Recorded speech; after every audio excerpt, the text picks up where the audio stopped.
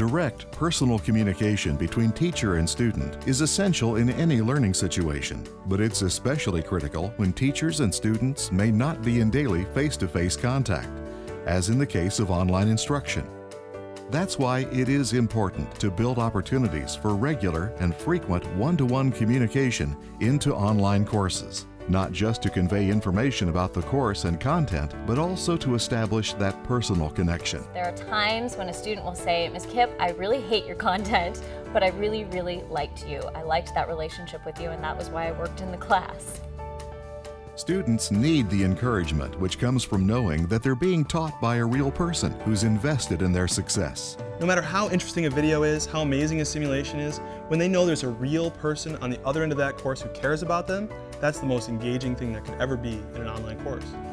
I use communication tools within the course to establish effective relationships with students. For example, we have a welcome discussion, more like an icebreaker, where the students become acquainted with each other. The students provide me with information about themselves, and I provide them with information about myself as well. I'm always striving to have better and more authentic communication with my students. So I'll start the course with the students introducing themselves to me over email, and that'll kind of usually prompt a small exchange over email to get to know each other. And this has definite advantages in presenting course content. You make sure that you know that this particular student doesn't have a mom, so you're not going to have an assignment where you say, think about your mom and what you're going to do for Mother's Day.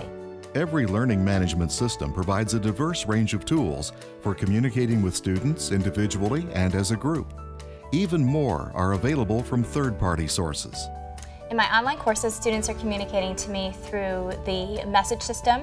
I'm communicating to them through announcements. So for example, I might leave an announcement that poses a question for the day and then ask them to respond to me, and they can do that through the message system. Other times we might have a chat on the phone or through texting, also through our instant messaging, which can be audio, video, or even app share.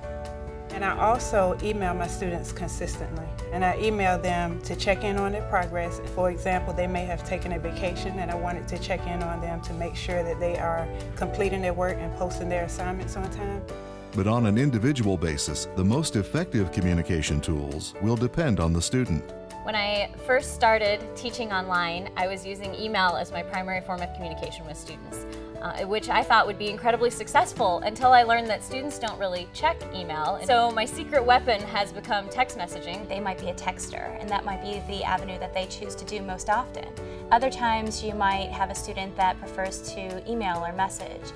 And then there's some that just like that personal touch, so you might use a video message, or you might make a phone call, or an archived lesson where they can see you and hear your voice. I don't think that it really matters what type of communication you use.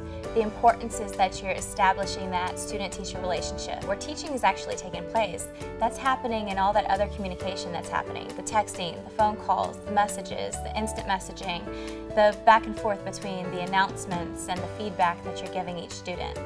To learn more about INACOL National Standards for Quality Online Teaching, visit us on the web at www.inacol.org.